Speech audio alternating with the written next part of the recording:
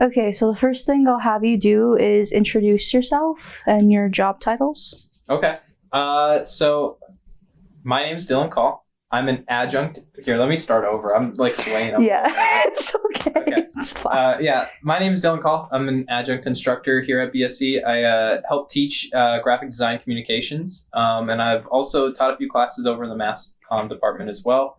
When I'm not doing that, I'm also doing freelance graphic design work too, and making comic books and also drawing as well.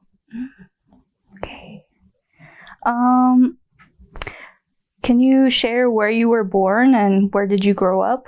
Yeah, I haven't really moved a whole lot. I was born in Mandan and I still live in Mandan. I actually live right across the street from one of the professors in the graphic design department, Jason Luter. So haven't moved too far away. Born and lived in Mandan, born and raised. Where did you go to school? Mandan High School. So, I like I said, growing up in Mandan, went to elementary school in Fort Lincoln Elementary, if you wanted to know that, and then Mandan Middle School all the way up to Mandan High School, and then graduated from there. Did you go to BSC? I did, yeah. So I actually graduated from BSC in 2019. So after high school, I graduated high school in 2015. Took a couple years off, didn't really know what I was going to do. And then someone told me about the graphic design department here at BSC. And as soon as I, was able to take a tour and meet with Sean and everyone here, it just really showed me what a great place this was and really kind of sold it to me. So yeah, started in 2017 and graduated in 2019. Mm-hmm.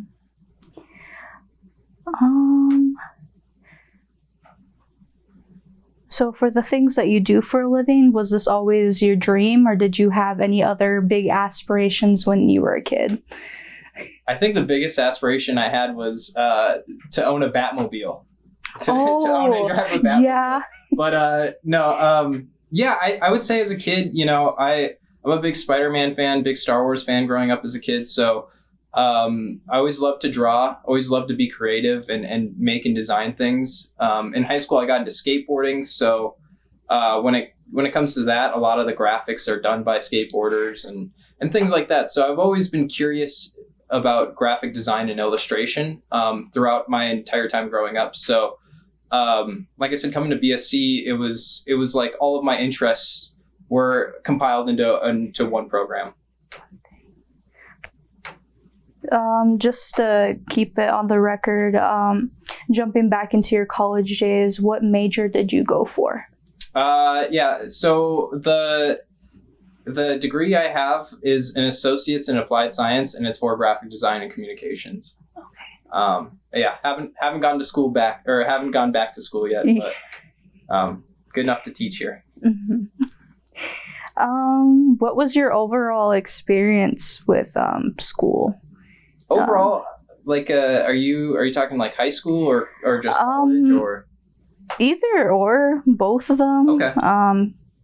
Specifically, like how were classes and your friendships, jobs during that time? Like your experience overall. I guess when it comes to high school, I was kind of the guy that wanted to just clock in, clock out. I really didn't care too much about high school.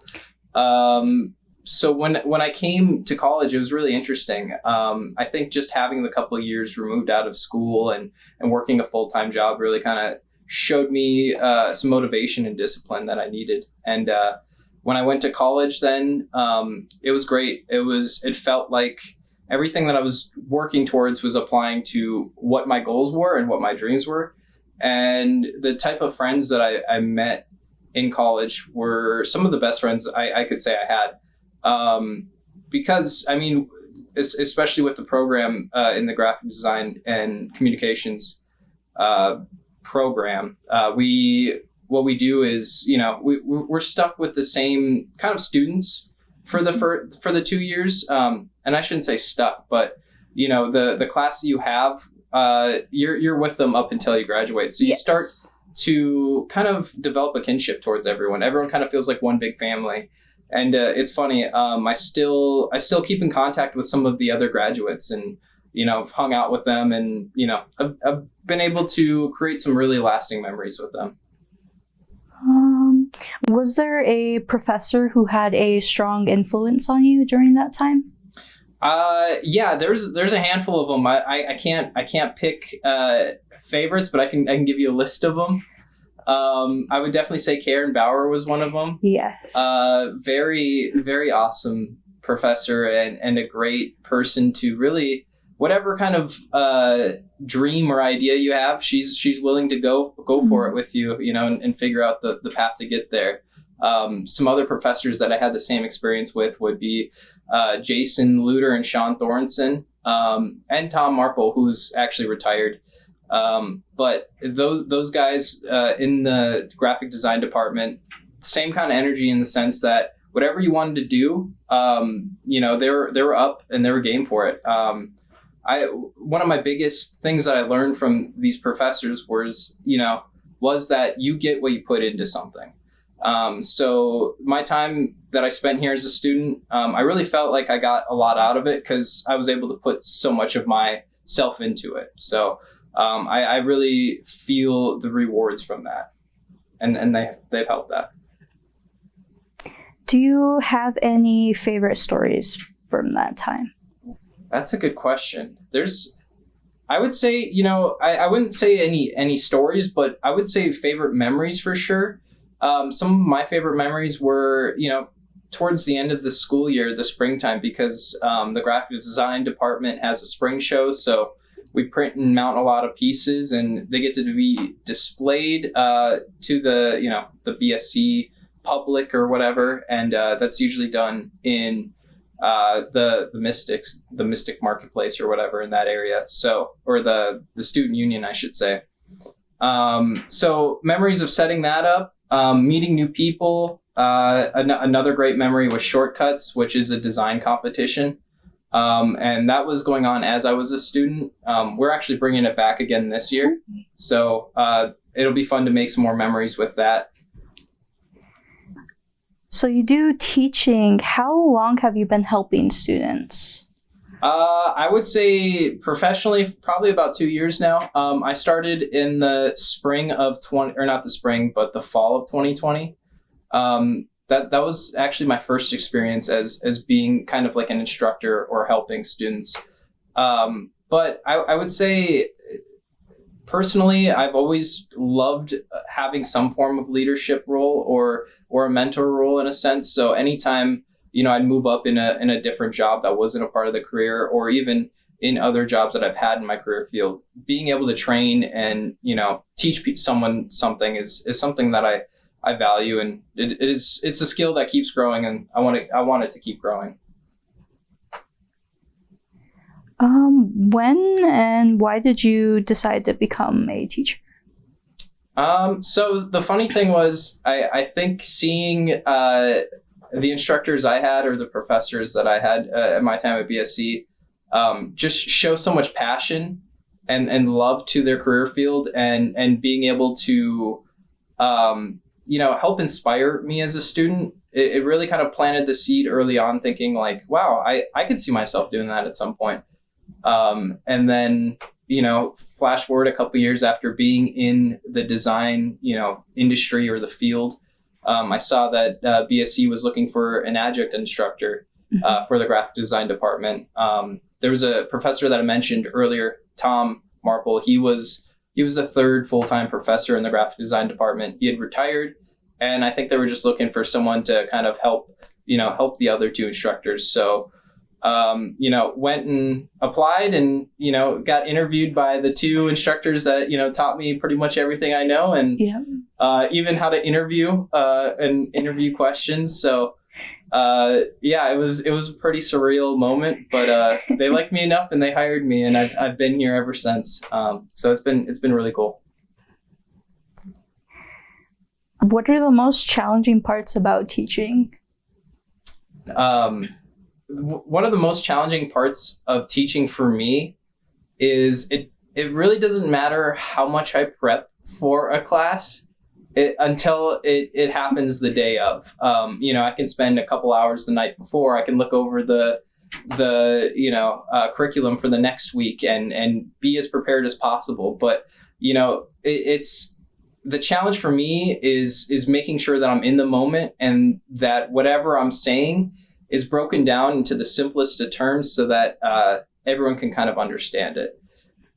So being in the moment and allowing kind of spontaneous moments to happen, because depending on if a student asks a question or if an example pops up, and that can almost give more ways to learn or to dive deep into a certain topic. So I would say that the challenging aspect is just I wouldn't say hoping, but just showing up on the day and being open to whatever happens, and being in a classroom setting, depending on the students, it always changes and shifts. You kind of have to be aware of the group you're in and making sure that you're accommodating everyone, and everyone feels like they are comfortable enough to ask questions if they don't understand, or are just comfortable enough to feel like this is a good place to learn. So and I wouldn't consider those challenges just goals in my head to keep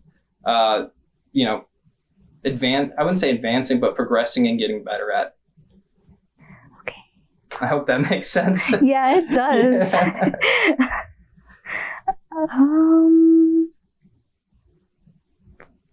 Could you share one of the funniest moments you had while teaching? Ooh, okay. Let's see here. I'm trying to think. Do you remember any funny moments in class? It's been a while. No, I think if anything, any funny moment happens when I'm just, I might flub up on a word. Mm-hmm. For some reason, like, speaking in public or talking to a group, it doesn't matter how large the group is.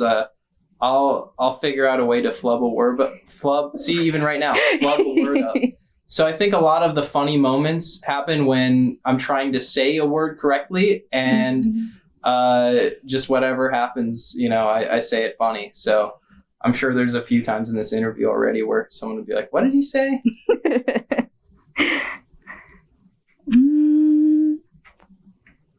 So you work with graphic art, right? Yes. And what were or are some of your favorite comics or graphic novels? Ooh, like personally? Yes. I'm a big Spider-Man fan. I grew up loving Spider-Man, so Ultimate Spider-Man was my favorite. Batman, another great superhero, so I loved Dark Knight Returns as a comic book, and Invincible. That's been a new show that's come out, and actually during my time in college, I would buy almost every week. I'd go to the comic book store and buy like a graphic, like a collection of it. So I was keeping up, and I could say that I was into Invincible before it was cool. So I would say those are my favorites. What's something that you are currently working on improving? Ooh, man, what is this, Diane Sawyer? You're asking all the good questions. So something that I'm working on and improving today, I would say constantly trying to work on organization, being as organized as possible. I'm the kind of pack rat that likes to put things in piles, and then that's my organization. Like, I know that this pile has this stuff in it and this and that. Otherwise, I would say one thing that I'm constantly working and trying to improve on is just allowing myself to be the fool in the situation. And what I mean by that is, I think a lot of the times we're always afraid to look stupid or appear dumb by either asking a question, maybe not knowing something, or even just being a person. I feel like, at least in myself, I want to always try to appear as professional and smart as possible, but allowing myself to be a fool and allowing myself to make mistakes.